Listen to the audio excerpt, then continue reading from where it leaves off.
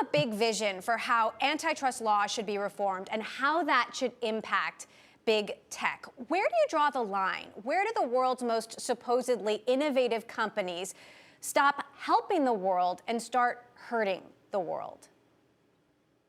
I start this way. We've got some great products that are out there, and no one wants to get rid of them, whether it's Fitbits, whether it's iPhones, whether it is being able to order your groceries online. So let's start with that. And these companies have done very well. I am pleased that they've been successful and employed a bunch of Americans.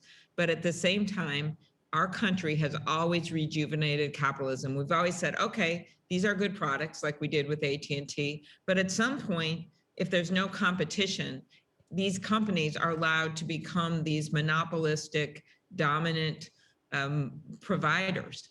And in the case of AT&T, no one wanted to destroy AT&T. They just wanted to make sure that new competitors can develop, like at the time MCI. It brought long distance rates down. We got the cell phone market to go from one big cell phone that fit in like Gordon Gekko's briefcase in that old movie Wall Street to where we are today.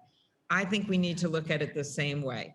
You have got situations where you'll have gateway companies that dominate so that they can literally tell people who want to advertise on them, in the case of Google or Facebook, look, I'm sorry, we're going to charge you for that. We just had a big story on app stores with Apple and Google and found out that they're charging Spotify or Match.com 30% of their revenues that come in, but they don't charge it to other big companies. They get to pick. I just don't think that's how a competitive marketplace works. So I look at it as, I love capitalism, but I always believe that you need to put some guards around it when it comes to ensuring capitalism works.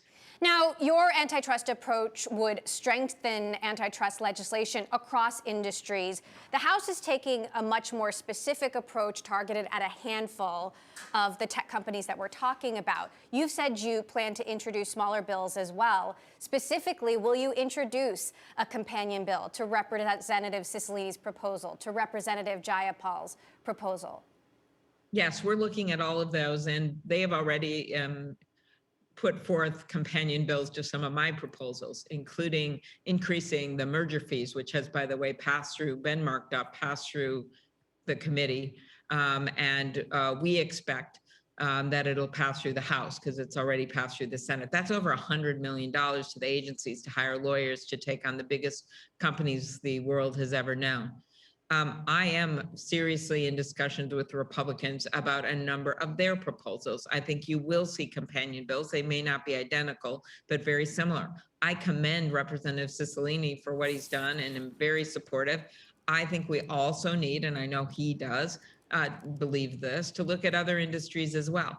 So to me, given that we are a small but mighty group that works on this, both Democrats and Republicans, we don't believe there's a monopoly on good ideas when we're dealing with monopolies. We've been very good, including Representative Buck and Senator Lee, about trying to work together on this and finding where we have common ground. And that means tech-specific bills, but it also means broader bills.